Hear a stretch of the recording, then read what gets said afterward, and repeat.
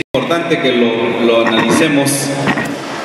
El versículo 13: subirá el que abre caminos delante de ellos, abrirán camino y pasarán la puerta y saldrán por ella, y su rey pasará delante de ellos, y a la cabeza de ellos Jehová. Esta profecía que Miqueas da, obviamente él no tenía la más mínima idea, como así debe ser en las profecías, de cuándo se cumpliría.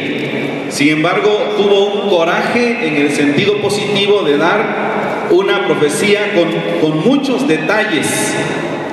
Obviamente, si él supiera el tiempo que se iba a cumplir, que era más allá de su vida, no se hubiera preocupado. Pero a veces las profecías eran para cumplirse a los 3, 4 días, un mes.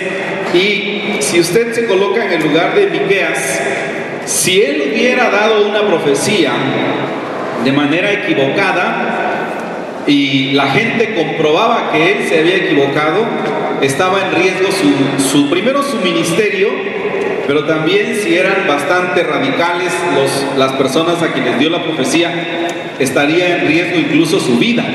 Pero entonces él tuvo el coraje de decir esto: va a venir un rey que abre caminos, un rey que va a hacer que se estremezcan todos los que están en su alrededor.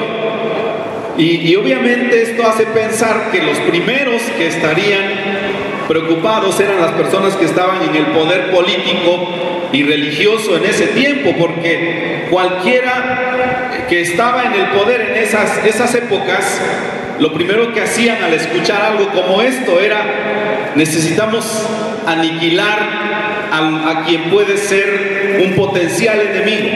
Entonces, y de hecho dice la Escritura que esto pasó con Herodes, que le dijeron esta profecía, y por cierto que dice en el capítulo 5 versículo 2 que tenía más precisión todavía, porque dijo: pero tú, Belén Efrata, pequeña para estar entre las familias de Judá, de ti me saldrá el que será Señor de Israel.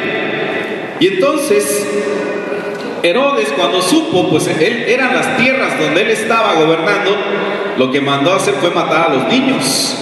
Y había que no he visto yo siquiera una película que pueda describir gráficamente lo terrible que habrá sido la matanza de niños, de los bebecitos, pensando Herodes que si podía matarlos antes que pudieran hacer cualquier acción, estaría asegurando su reino. Pero Miqueas entonces no sabía de cuándo se iba a cumplir eso. Se cumplió 700 años después que lo dijo. Así que ahora él ya podría saber que estaba seguro si se equivocaba, pero tuvo ese coraje de decir: vendrá este rey que abrirá caminos. Y nuestro Señor Jesucristo vino y abrió, si nosotros leemos las Escrituras, abrió muchas cosas. Primero, por ejemplo, dice la Escritura, no vayan para allá, solo se los menciono, Mateo 26 y 27, Jesús abrió la posibilidad por medio de su muerte, abrió la puerta de la gloria celestial, que hasta ese tiempo nadie podía estar seguro de nada. También dice la Escritura que el Señor Jesucristo abrió, porque la profecía de Miqueas fue: abrirá puertas. Y el Señor Jesucristo abrió la puerta de la tumba. Él fue, no solo la suya, usted sabe, abrió las puertas de la tumba de Lázaro, por ejemplo, pero la suya la abrió, y nadie más podía tener control de eso sino solamente Jesús. Y abrió también el Señor Jesús, por medio de su venida, caminos hacia los corazones de los hombres, cosa que era muy, muy difícil, porque la gente estaba desilusionada. Pero dice la Escritura que el Señor Jesucristo vino a Israel, y lo tremendo fue que Israel no supo reconocerlo, y fallaron una y otra vez, nunca pudieron ser obedientes y fieles. Y cuando uno se pregunta cuáles pudieron ser las razones, pues la verdad es que no lo vamos a saber a ciencia cierta, pero sí podemos suponer por qué a ellos les resultaba tan difícil creer. Y una razón está en Isaías capítulo 9. Esa sí me gustaría que fueran para allá, porque el pueblo de Israel estaba sufriendo la opresión de un imperio. Y entonces ellos pues esperaban que su Mesías, su Salvador, fuera una persona que cumpliera ciertos requisitos bélicos. Pero dice la Biblia allí, versículo 6, porque un niño nos es dado, o nos es nacido, hijo nos es dado, y el principado sobre su hombro, y se llamará su nombre Admirable Consejero, Dios fuerte, Padre eterno, Príncipe de paz. Lo dilatado de su imperio y la paz no tendrán límite sobre el trono de David y sobre su reino. Y concluye el versículo 7, el celo de Jehová de los ejércitos hará esto. Y ellos pensaron, ¿cómo puede un niño lograr esto? Pero se olvidaron, no lo iba a hacer el niño en sí, pero por eso me salté hasta la última parte que dice, el celo de Jehová de los ejércitos hará esto. Pero estos judíos de ese tiempo, o israelitas, no podían creer, supongo yo, entre muchas razones, porque ellos imaginaban que vendría un ejército o un hombre comandando un ejército enorme, pero no un niño. Había una profecía, por ejemplo, Isaías capítulo 32, versículo 16, que les gustaba mucho a ellos porque dice así, y habitará el juicio en el desierto, 32, 16 de Isaías, y en el campo fértil morará la justicia, y el efecto de la justicia será paz, y la labor de la justicia reposo y seguridad para siempre. Vea usted esta parte. Y mi pueblo habitará en moradas de paz, en habitaciones seguras y en recreos de reposo. Entonces esto habla de un rey o de un líder muy fuerte, alguien que podía venir e imponerse con los demás, alguien que podía pelear, dar la cara por el pueblo de Israel que tanto había sufrido y ahora colocarlos en posiciones privilegiadas. Esa es la clase de persona que ellos esperaban. Pero dice Isaías 53, como que de repente les cambia el panorama, ¿no? Esta es la descripción del Mesías, despreciado y desechado entre los hombres, varón de dolores, experimentado en quebranto, y como que escondimos de él el rostro, fue menospreciado y no lo estimamos. Otra vez, ¿cómo podemos nosotros confiar en esta clase de líder? Y entonces ellos no creyeron. Ahora, toda esa circunstancia necesitamos transportarla para esta época. Y la pregunta es, Navidad, que por cierto ya se ha discutido mucho de la fiesta, que si la empezaron a promover desde Babilonia y el arbolito de Navidad, todas esas cosas. Vamos a superar eso. Simplemente el hecho de nosotros recordar que Cristo Jesús nació, ¿es el fin en sí misma o en sí mismo ese propósito de celebrar la cena de Navidad, de pasarnos un tiempecito juntos? ¿O había otra cosa más que el Señor, o en la que el Señor deseaba que nosotros pusiéramos la mirada? Y nosotros hacemos el mismo error que hicieron los judíos, porque no pensemos en nosotros, el grupo que está aquí, pensemos en nosotros, la sociedad. ¿Usted cree que la sociedad de hoy está pensando en el inminente regreso de nuestro Señor Jesucristo a la tierra? Y que cuando nosotros celebramos cosas como estas, entre hoy y el último de diciembre, todo es fiesta, todo es celebración. ¿Cree usted que alguien se ocupa en pensar, Cristo Jesús vendrá por su iglesia? Usted va a escuchar, hermanos, todo tipo de cosas que a mí me sorprenden, cómo pueden provenir de seres humanos pensantes. Porque dicen, ahora estoy hablando de todo el periodo de fiestas navideñas, debemos vestir de rojo para estas fiestas, debemos tomar unas uvas y masticarlas y concentrarnos y pedir un deseo de lo que va a venir en el futuro. Otros que son todavía más ignorantes tomarán sus maletas y le darán una vuelta a la casa, a la colonia, y repiten Alemania, Francia, España, Israel. Y yo digo, ¿cómo puede caber eso en un cerebro que hizo Dios? Bueno, aunque usted no lo crea, hay gente que piensa eso.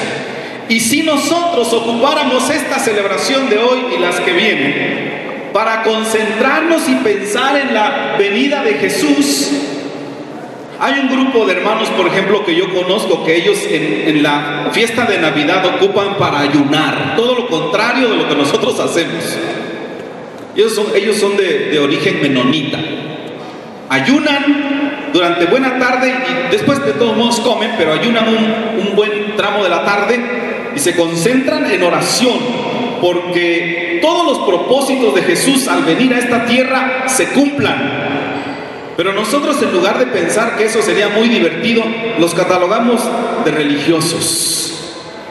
Y seguramente el día de hoy también, ya no hablando del general, sino entre nosotros habrá quien piense que eso es bastante religioso.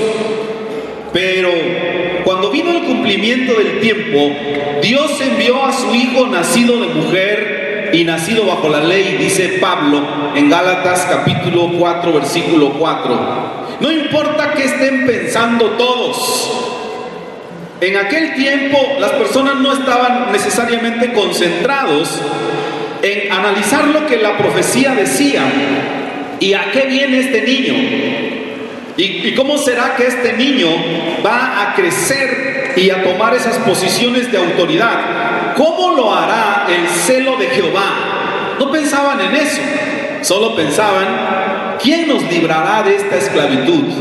¿Quién será el rey que nos ayudará a avergonzar a nuestros enemigos, a exhibirlos en las plazas, etcétera? Y no importa lo que pensaban, dice la Escritura, repentinamente, Lucas 2:13, apareció con el ángel una multitud de las huestes celestiales que alababan a Dios y decían, gloria a Dios en las alturas y en la tierra paz, buena voluntad para con los hombres. Wow, Lucas capítulo 2, versículo 10, atrasito, dice que se oyó una voz del cielo que decía, no teman, porque les doy nuevas de gran gozo, que será para todo el pueblo, que os ha nacido hoy en la ciudad de David un Salvador, que es Cristo el Señor. Y nació nuestro Señor Jesucristo y cambió toda la historia. De hecho, quienes creen y quienes no creen, somos gobernados en nuestra vida cotidiana por el nacimiento de Cristo. Así que lo reconozca o no, usted dice hoy es 2015, porque eso hace referencia al nacimiento de nuestro Señor Jesucristo. Y sucedió. Entonces uno puede pensar, qué maravilla, ¿verdad? Este es el evento más precioso que pudo suceder. Aún si nosotros comprendemos la profecía, yo creo que la comprendemos a medias. De todos modos, nuestro gozo no corresponde a lo que se esperaría, que, oigan, nació Cristo Jesús, gloria a Dios y aleluya. Y yo quisiera tener la voz de un evangelista ahora sí para darle un ejemplo de lo que es gozarse de Cristo Jesús nació, pero debo reservarlo, estoy saliendo de una infección de la garganta. La pena, el desastre, la desgracia es que Cristo Jesús vino, pero dice el Evangelio de San Juan capítulo 1, a lo suyo vino, pero los suyos no le recibieron. Jesús no fue bienvenido.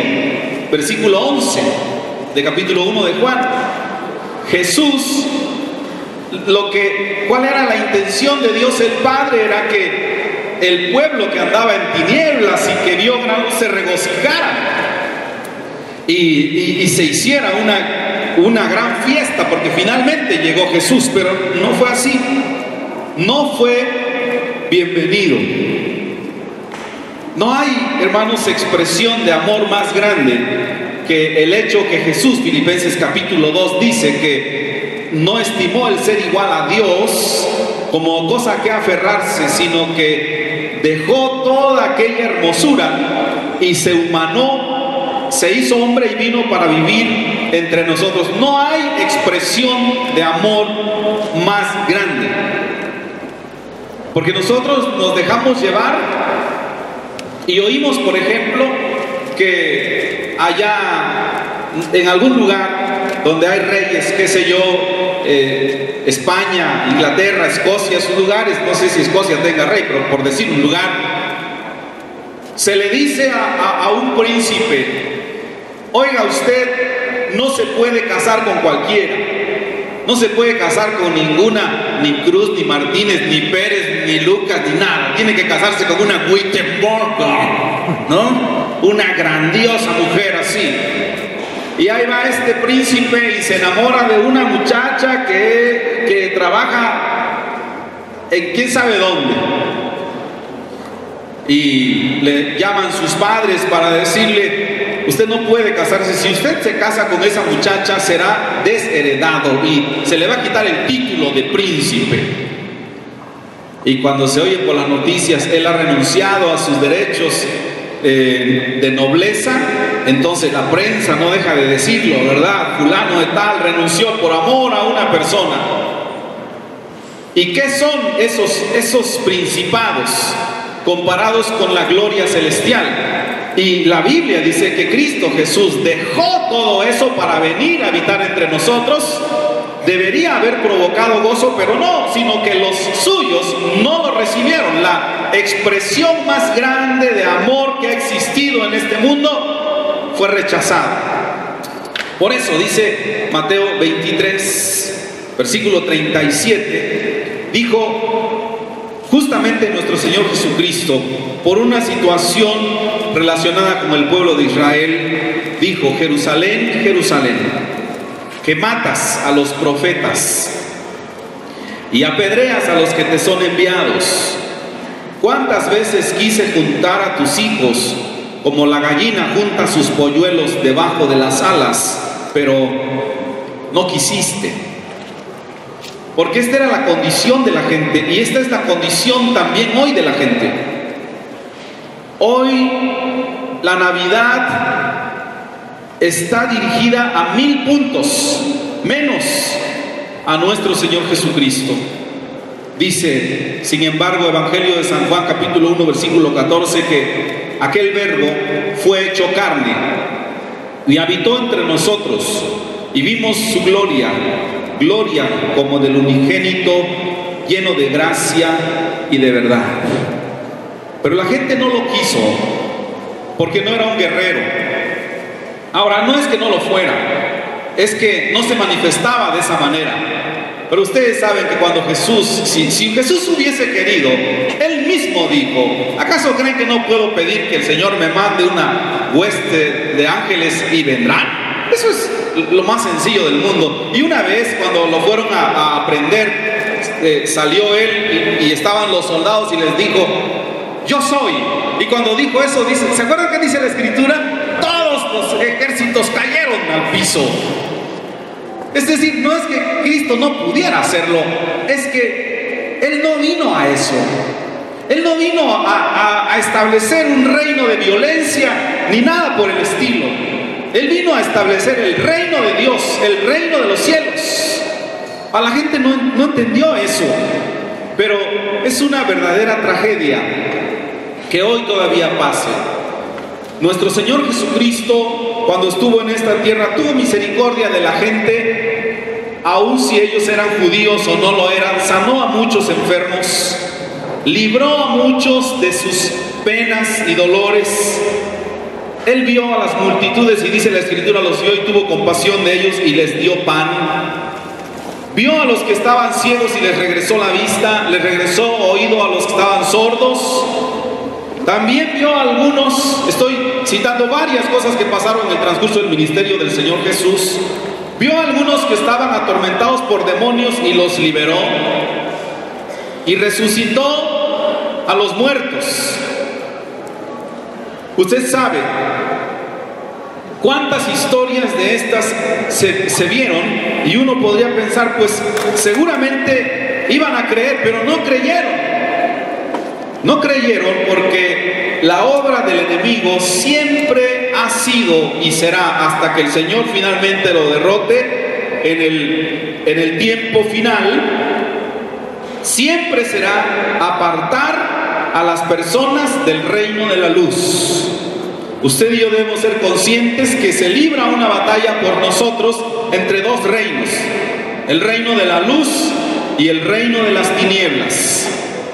Y el enemigo siempre va a estar tratando de estorbar. Si usted está, por ejemplo, acercándose para conocer a Cristo, va a estar estorbándole y enredando su mente para que usted no conciba el mensaje del Evangelio. Pero finalmente usted vence esa parte y sale victorioso y es salvo. Y entonces el enemigo empieza a presentarle todo tipo de dudas y obstáculos para seguir adelante. Uno pensaría que después de un tiempo ya es relativamente sencillo llevar la vida cristiana, porque ya hace 30 años que yo conocí el mensaje del Evangelio, lo pude creer y ahora estoy con Cristo. Pero ¿sabe usted que el enemigo, Satanás, siempre está sofisticando sus artimañas para derrumbarlo a usted? Y los que tenemos 30 años o más, neta, tú tienes como 80, ¿verdad? En el Evangelio. Don Raúl, don Neta son los viejitos, don Beto que están acá, saben que el enemigo está trabajando hoy todavía y está tratando de hacerles creer: Dios no te ama. Si Dios te amara, te daría esto y esto y esto y aquello, te haría, Netza, un hombre saludable, que brincaras por lo menos 3 metros de altura y abrir las piernas, demostrando el poder y la gracia de Dios. Pero el enemigo no deja de estorbarnos a nosotros. Él está todo el tiempo, y cuando no lo logra por medio de usted, hermano Beto, va a ir con los que amamos, ¿no es cierto? Allá toca uno de nuestros nietos o toca un hijo, o trata de avergonzarnos que ni siquiera hemos vivido. ¿Para qué tantos años si ni siquiera ha llevado un récord impecable de Cristo? La mejor opción que tienes es renuncia. Hermano Raúl, usted que tiene cara de santo, ¿alguna vez el diablo lo ha invitado a renunciar? ¿Verdad que sí? Dice hermano Raúl, ahorita que venía para acá, me dijo: ya no participes en esta cena. Bueno, es comida de Navidad. Tanto que pagaste, dice, para que te den un platito. Te convenía más el Misión de Los Ángeles. Don Raúl da una ofrenda por 1,500 pesos, qué sé yo, para venir a comer, y pues, el diablo le mete en la cabeza: el colibrí me salía por 300 pesos. Y el enemigo siempre está trabajando. Este es un conflicto entre dos reinos. Juan capítulo 1 versículo 12. Pero este es nuestro gozo. Más a todos los que le recibieron, a los que creen en su nombre, les dio la potestad de ser hechos hijos de Dios.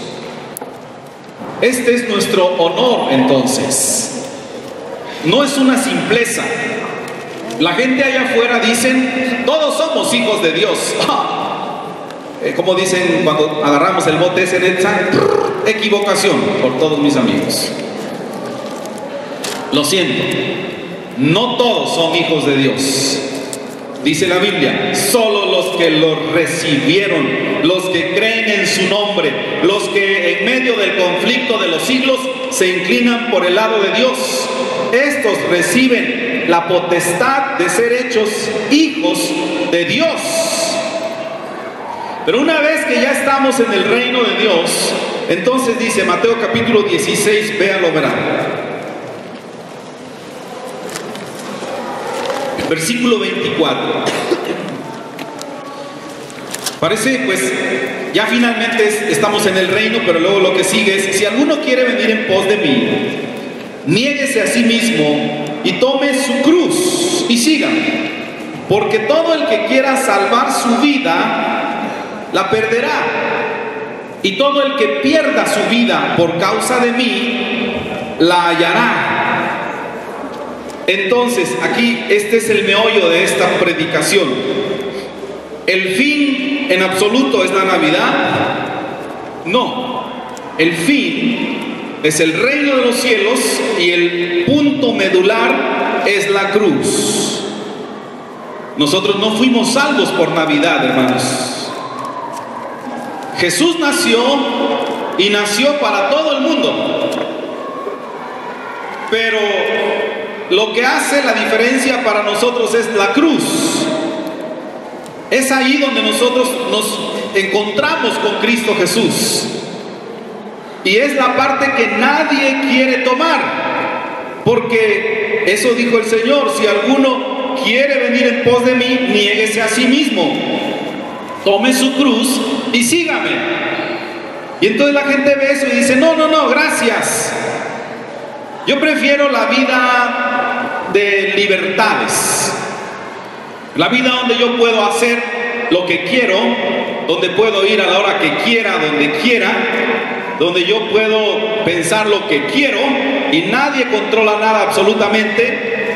Este soy yo, un ser humano inteligente, independiente, etc. Pero no es así.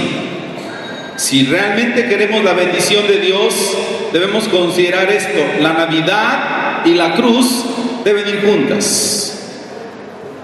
Tiene que ser así. Isaías capítulo 53, versículo 5. Mas él herido fue por nuestras rebeliones, molido por nuestros pecados. El castigo de nuestra paz fue sobre él, y por su llaga fuimos nosotros curados. Todos nosotros nos descarriamos como ovejas, cada cual se apartó por su camino, mas Jehová cargó en él el pecado de todos nosotros. Entonces, debo tomar una decisión: o decido tomar la Navidad y asumirla como este evento romántico de luces y gorritos, comida y celebraciones. Hace tiempo, por ejemplo, se celebraba en el mundo con alcohol. Bueno, se celebra con alcohol todavía. Pero lo que voy, que los creyentes, como no quieren salirse del mundo, entonces celebran igual que el mundo y dicen: pero no tomamos. Entonces han inventado unas nuevas bebidas que dicen no alcohólicas, pero toda su apariencia es de alcohol. O asumo la fiesta así como el mundo la asume, con todos sus bemoles, todos sus detalles, o la asumo como dice la Escritura: el fin de la Navidad es llevarme al Calvario. Y estando en el Calvario tengo que aceptar el sacrificio de Cristo.